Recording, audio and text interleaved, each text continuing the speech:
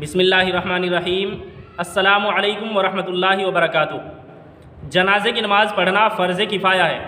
फ़र्ज़ किफ़ाया का मतलब कि अगर 2-4 आदमी भी पढ़ ले तो सब की तरफ से अदा हो जाएगी, और अगर कोई भी ना पढ़े तो सब के सब गुनहगार होंगे। बहुत से लोग सुस्ती की वजह से और बहुत से दुआ याद ना होने की वजह से जनाजे की नमाज़ नहीं पढ़ते, और इस तरह वो बहुत बड़े सवाब को खो देते हैं। तो जानना चाहिए कि जनाजे की नमाज़ पढ़ने में जिस तरह मैयत को फ़ायदा होता है, इसी तरह अपने आप को भी फ़ायदा होता है। अपने आप को ये फ़ायदा होता है कि जो शख्स सिर्फ जनाजे की नमाज़ पढ़ता है उसे एक बड़े पहाड़ के बराबर सवाब मिलता है, और जो जनाजे की नमाज़ भी पढ़ता है और दफन में भी शरीक होता है तो उसे 2 बड़े पहाड़ों के बराबर सवाब मिलता है। तो इसलिए इतने बड़े सवाब को हमें नहीं खोना चाहिए। और मैयत को क्या फ़ायदा होता है? तो मैयत को ये फ़ायदा होता है कि मुस्लिम शरीफ की हदीस के अंदर है कि रसूलुल्लाह सल्लल्लाहु अलैहि वसल्लम ने इरशाद फरमाया कि जिस मैयत पर 40 ईमान वाले जनाजे की नमाज़ पढ़ें तो उनकी सिफारिश उसके हक़ में कबूल होती है। यानी जनाजे की नमाज एक तरह से सिफारिश है, तो जो हम सिफारिश मैयत के लिए कर रहे हैं अल्लाह तबारक व तआला उसको कबूल फरमाता है।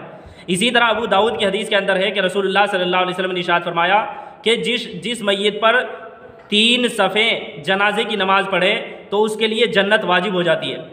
इसीलिए ये मसला है कि अगरचे आदमी थोड़े हों फिर भी 3 सफ़े बनानी चाहिए।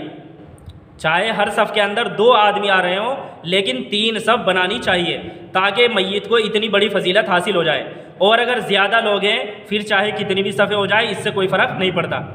बहरहाल जनाजे की नमाज़ पढ़ने का ख़ुद को भी फ़ायदा होता है, इसी तरह मैयत को भी फ़ायदा पहुँचता है, इसलिए इसको नहीं छोड़ना चाहिए। अब बहुत से लोग ऐसे होते हैं जो जनाजे की नमाज़ नहीं पढ़ते, अगरचे वो मैयत के रिश्तेदार होते हैं, और जब उनसे पूछा जाता है तो कहते हैं कि हमें दुआ नहीं आती, हमें जनाजे की दुआ नहीं आती। तो जानना चाहिए कि जनाजे के अंदर जो दुआएं पढ़ी जाती हैं वो पढ़ना सुन्नत है। अगर किसी को वो दुआएं ना आती हों तब भी वो जनाजे की नमाज़ पढ़ सकता है, क्योंकि जनाजे की नमाज़ के अंदर सिर्फ 2 फ़र्ज़ हैं। एक तो है खड़ा होना, यानी खड़े होकर जनाजे की नमाज़ पढ़ना, और दूसरा फ़र्ज़ है 4 मरतबा अल्लाह अकबर कहना। तो ये दोनों काम तो हर मुसलमान कर सकता है, इसलिए जिसको जनाजे की दुआएं ना आती हों उसे भी जनाजे की नमाज़ पढ़नी चाहिए। तरीक़ा ये होगा कि सबसे पहले तो नीयत करनी चाहिए। नीयत के अंदर बहुत से लोग परेशान रहते हैं और नीयत पूछते फिरते हैं कि ईद की नमाज़ की नीयत क्या है, बकरा ईद की नमाज़ की नीयत क्या है, जनाजे की नमाज़ की नीयत क्या है। तो नीयतों के अंदर इतना परेशान होने की ज़रूरत नहीं है, क्योंकि नीयत असल में दिल के इरादे का नाम है। नीयत असल में दिल के इरादे का नाम है। अगर आपने दिल के अंदर ये इरादा कर लिया कि मैं बकरा ईद की नमाज़ पढ़ने जा रहा हूँ, तो आपको ज़बान से कुछ कहने की ज़रूरत नहीं, आपकी नीयत हो गई। इसी तरह आपने दिल में ये इरादा कर लिया कि मैं जनाजे की नमाज़ पढ़ने जा रहा हूँ, तो यही आपकी नीयत है, ज़बान से कुछ कहना ज़रूरी नहीं है। लेकिन अगर कोई ज़बान से कह लेता है तो ये और ज़्यादा बेहतर है। और ज़बान से जनाजे की नीयत इस तरह की जाएगी, नीयत करता हूँ 4 तकबीर नमाज जनाजा, सना वास्ते अल्लाह ताला के, दुरूद वास्ते रसूलुल्लाह सल्लल्लाहु अलैहि वसल्लम के, दुआ वास्ते इस मैयत के, रुख मेरा काबे शरीफ की तरफ, पीछे इस इमाम के अल्लाहु अकबर। अल्लाहु अकबर कहने के बाद सबसे पहले तो सना पढ़ी जाएगी, यानी जो हम नमाज के अंदर पढ़ते हैं, सुबहानक अल्लाहुम्मा व बिहम्दिका व तबारक अस्मुका व तआला जद्दुका व ला इलाहा गैरुक। उसके बाद इमाम साहब दूसरी मरतबा अल्लाहु अकबर कहेंगे, सारे मुक्तदी भी दूसरी मरतबा अल्लाहु अकबर कहेंगे। उसके बाद दुरूद शरीफ पढ़ना है। दुरूद शरीफ जो हम नमाज के अंदर पढ़ते हैं, यानी अल्लाहुम्मा सल्ली अल्लाहुम्मा बारिक, यही दुरूद पढ़ना बेहतर है, इसलिए जनाजे की नमाज में भी इसी दुरूद को पढ़ना चाहिए।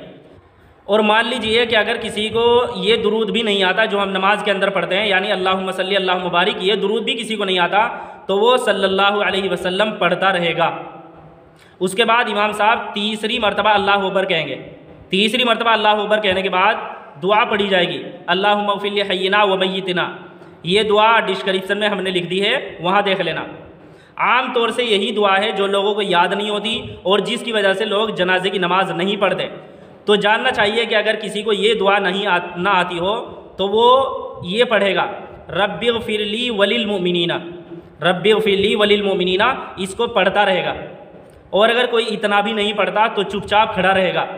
उसके बाद इमाम साहब चौथी मरतबा अल्लाहु अकबर कहेंगे और सलाम फेर देंगे, नमाज पूरी हो जाएगी। यहाँ ये मसला याद रखने का है कि ये जो दुआ पढ़ी जाती है अल्लाहुम्मा उफ़िल हय्यिना व मय्यितना, ये बालिग़ मर्द और बालिग़ औरत के लिए है।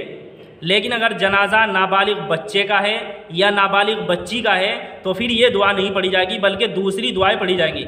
चुनांचे अगर नाबालिग बच्चा हो तो ये दुआ पढ़ी जाएगी, अल्लाहुम्मा जअलहु लना फरतन वजअलहु लना अजरन व ज़ुखरन वजअलहु लना शाफ़िअन व मुशफ़्फ़आ। और अगर नाबालिग बच्ची है तो ये दुआ पढ़ी जाएगी, अल्लाहुम्मा जअलहा लना फरतन वजअलहा लना अजरन व ज़ुखरन वजअलहा लना शाफ़िअतन व मुशफ़्फ़आ।